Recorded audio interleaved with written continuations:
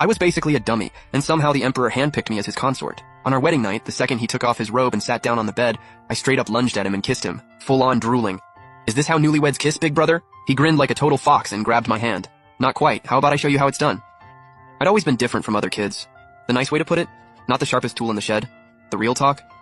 I was a little slow, but nobody ever dared say it out loud. Because my dad was the prime minister, one of the most powerful men in the kingdom. Even at 4 years old, I could barely talk straight, drooling everywhere, gnawing on my fingers. But the moment anyone laughed at me, they basically ceased to exist. My dad loved me that much, because I literally saved his life. It happened before I was even born. A traitorous general staged a coup, stormed the palace, and tried to assassinate the emperor and seize power. My dad took a poisoned dart for the emperor and fell into a coma. The emperor put out a nationwide call for doctors. Nobody could fix him.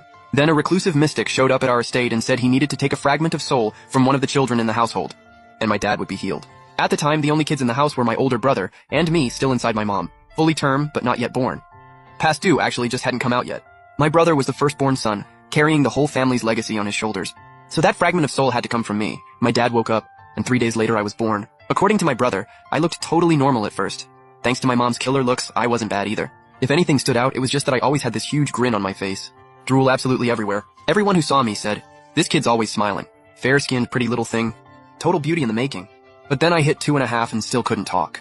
People in the household started wondering if I was mute, but nobody dared say it.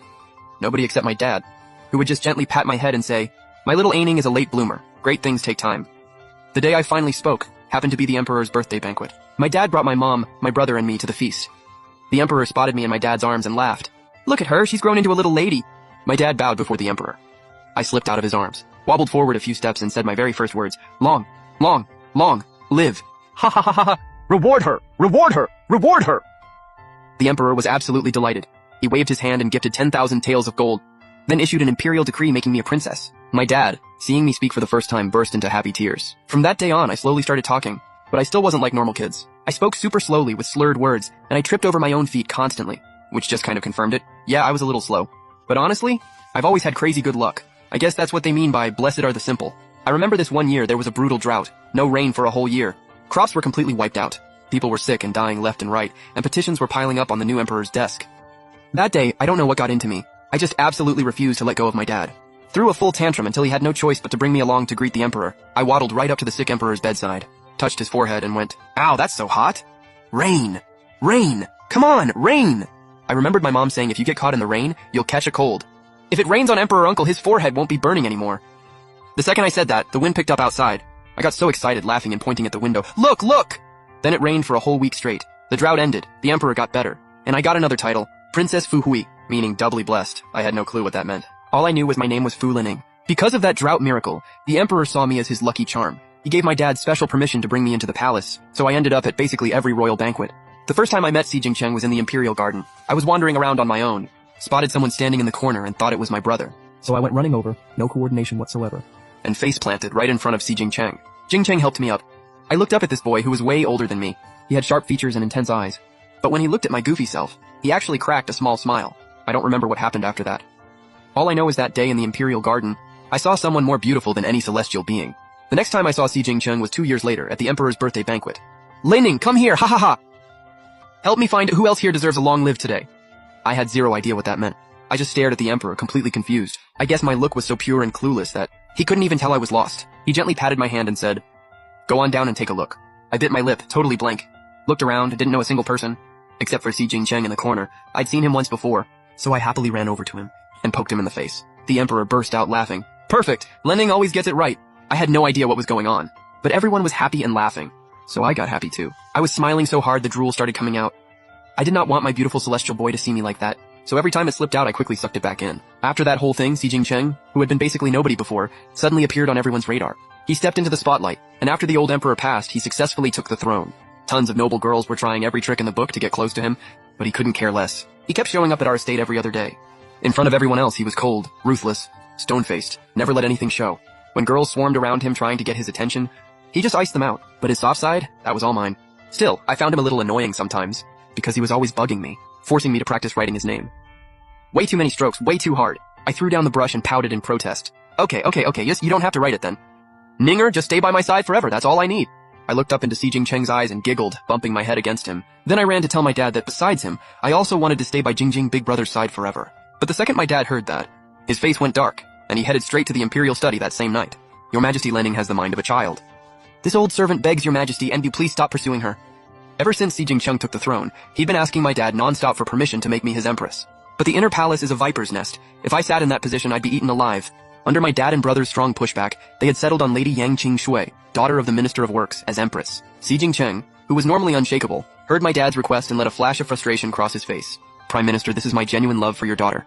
This old servant knows your Majesty is being completely sincere right now. But how long can that sincerity last? A month? A year? A lifetime?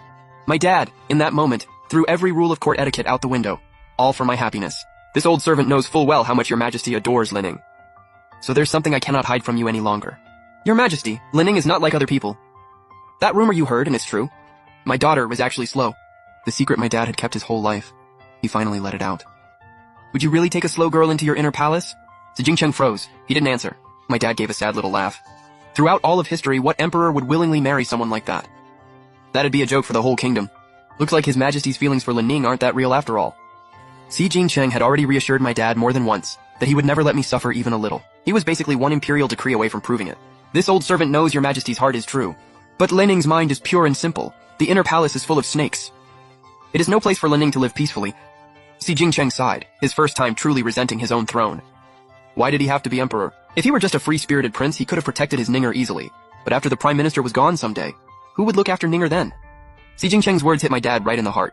My dad, a man who had ridden into battle his whole life, truly couldn't be there for me every second. And he feared the day he grew old and there'd be no one left to take care of me. If the prime minister is willing, I will take care of Ninger in your place.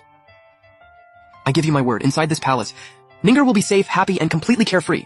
And if the prime minister still has doubts, I'll issue the decree right now. If Ninger suffers even the smallest grievance, I will hand over this empire. My brother heard Si Jingcheng say that, thought long and hard, and finally nodded. Within the hour, the imperial decree naming me royal noble consort had spread all over the city. The whole capital's jaw dropped. Everyone knew the ancestral rules. To be elevated to a higher rank in the inner palace, you had to meet certain conditions. Most importantly, you had to have given birth to an imperial son. But I hadn't even entered the palace yet, and I was already being made royal noble consort. That was absolutely unheard of favor. Because the timeline was so tight, they weren't sure if they could get a full set of gold jewelry made in time. My sister-in-law was both frantic and heartbroken for me. There's no time. Just use the set the Empress Dowager gifted us at our wedding. Why does little Aning have to go into the palace? The inner palace is nothing like home. Here, we're all here to protect her. Who's going to protect her in there? My sister-in-law finally stopped packing and broke down. The tears she'd been holding back all day finally gave way. They say a sister-in-law is like a second mom, and mine had been exactly that since she married into our family. Whenever I got sick or had even a little fever, she'd stay up all night watching over me. Plenty of people, with shady intentions toward the Prime Minister's estate, had sent matchmakers over. My sister-in-law didn't even hesitate. She kicked them all out. She was scared that once I left the shelter of the Prime Minister's household, I'd get hurt. Little Aning, and as long as your sister-in-law is alive, nobody will ever mess with you. Time flew by. Before I knew it, the day I had to enter the palace had arrived. A 10-mile procession of red lanterns everywhere, the whole city decorated. The kind of grand spectacle you'd normally only see at an imperial wedding. A group of palace maids and eunuchs led me into a beautifully decorated room. The phoenix crown on my head felt so heavy. I reached up to take it off, and a nanny standing nearby immediately smacked the back of my hand. Stop that, where are your manners? I'd never been hit in my life, I was stunned. My personal maid tried to speak up for me, and got smacked too. In this palace, the Empress is the only one who matters. Know your place before you go climbing.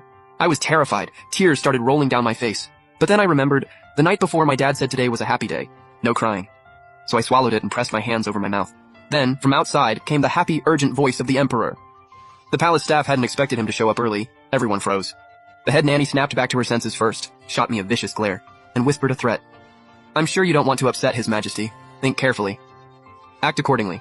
Too bad she overestimated me. I didn't understand a word of that. All I remembered was what my dad told me.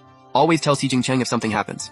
Never swallow your grievances. The second I saw Si Jingcheng walk in, I hurled the phoenix crown onto the ground, held up my red swollen hand and cried, I want to go home! Nobody hits me at home. Si Jingcheng saw my red hand, went completely cold and slowly scanned the room. A murderous look filled his eyes. Who did this? He looked at the two nannies kneeling in front. He recognized them. He'd seen them in the Empress's palace before. Nobody spoke, but he already had his answer. The Empress has failed in her management. Strip her of 1 year's stipend. And every single staff member here. 50 strikes of the board each. Si Jingcheng said it all in the calmest voice. I didn't understand any of it.